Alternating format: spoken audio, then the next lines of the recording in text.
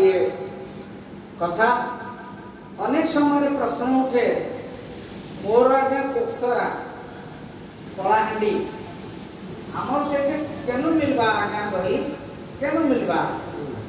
केनु आनमी तो आदिवासी लोग गोरस नाई पीबा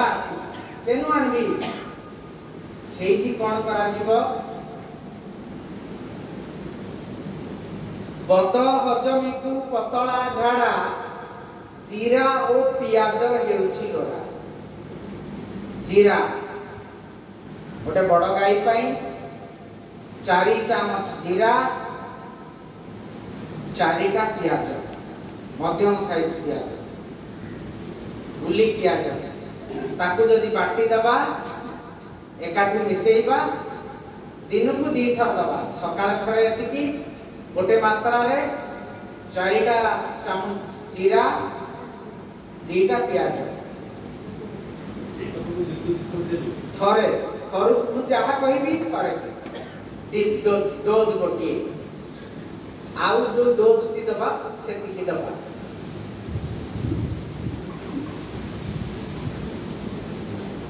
बाछुरी मान को अधा दबा जीरा रे कोन अछि कि जीरा रे थाइमिन और थाइमल अछि जीवाणुनाशक भाव में काम करिवो पियाज रे सल्फर अछि पियाज पियाज काटले कोन हुए आखी पड़े जळे कारण सल्फर कंपाउंड अछि ताठु पड़ी कि एंटीबायोटिक्स नाही जो माने पियाज रसुण न खाउचंती किंतु प्राकृतिक एंटीबायोटिक्स हला पियाज आ रसुण सेथिरे सल्फर कंपाउंड थिबा दृष्टि झाड़ा बंद कर कथा तेणु आमे समस्ते एई साधारण कथाटी मन रखिया पतला झाड़ा होची जियारा पियाज दियो रक्त झाड़ा होची दही आउ मरिडा दियो साधारण कथा सेत पई मां मान को पाई लिखिची बद हजमी को पतला झाड़ा जीरा और पियाज हेउछि लोड़ा बद हजमी को पतला झाड़ा हरिडा आउ दही हेउछि लोड़ा पाठ पढ़ी नथिबा लोक दंडनाचर 100 पद गाउचंती मन रखछ आमे काहे कि न करिबा एई गीत गुडी को मन रखि देले आपण भितरे शिक्षा बहिटा भितरे रही समय लगे आपण से समय आपण आखपाखर जड़े चलती लाइब्रेरी मन भीतर आपणकर सब जिनस अच्छी आपण प्रैक्टिस करें जहाँ को चाहिए ताहा को पढ़ी पारे एवं जड़े ब्रह्मचारी सोमनाथ ब्रह्मचारी बांग्लादेश बंगाला पश्चिम बंगाल फोन करले बाबा हम बाछुरी जन्म हो पारनी गाईर जन्म हो पारनी कौन करवा राति 11टा भारी कष्ट पाऊँ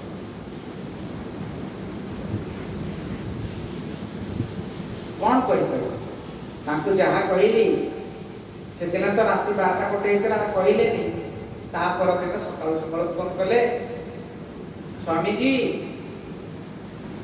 अच्छा से पैदा हो गया बच्चा का प्रसव अच्छा से हो गया मु कौन कहली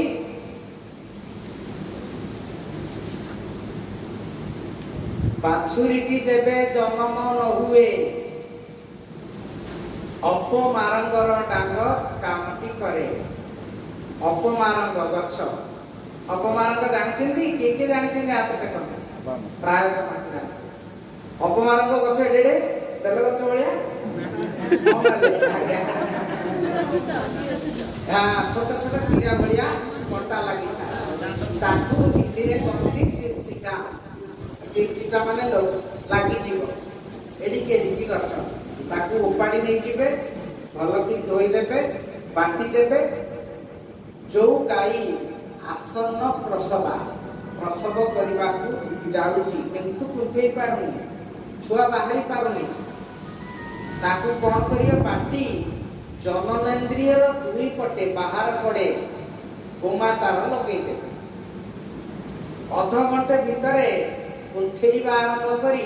ଛୁଆ ବାହାର କରିଦେବେ।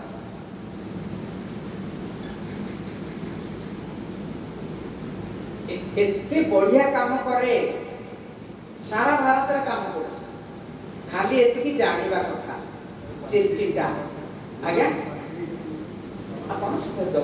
ଯୋଉଟା ବଡ ଗୋମାତା ତାର ବେଶୀ ଲାଗିବ, ଯୋଉଟା ଛୋଟ ତାର କମ୍ ଲାଗିବ। ଲଗେଇବେ ଆପଣ ଜନନେନ୍ଦ୍ରିୟର ବାହାର ପଟେ ଲଗେଇବେ,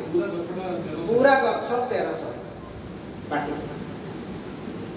ମୂଳ ଡାଙ୍ଗ ପତ୍ର ସବୁ ଏକାଠି ବାଟିକି ଲଗେଇବେ। ଆଉ ଛୁଆ ବାହାରି ସାରିଲା ପରେ ପୋଛି ଦେବେ। ଅଧିକ ସମୟ ରହିଲେ ପେଟର ଅନ୍ତନାଳୀ ଫନ୍ତନାଳୀ ସବୁ ବାହାର କରିଦେବ। ତେଣୁ ଆପଣଙ୍କୁ ଚୌକନ ରହିବାକୁ ପଡିବ। ଲଗେଇଲା ପରେ ଯେତେବେଳେ ଦେଖିବେ ଛୁଆ ବାହାରି ଗଲା ତାକୁ ପୋଛି ଦେବେ ସାଙ୍ଗେ ସାଙ୍ଗେ। ଇଏ ହଉଛି ଆମର ପାରମ୍ପରିକ ଜ୍ଞାନର ଗୋଟେ ବଡ ବାର୍ତ୍ତା।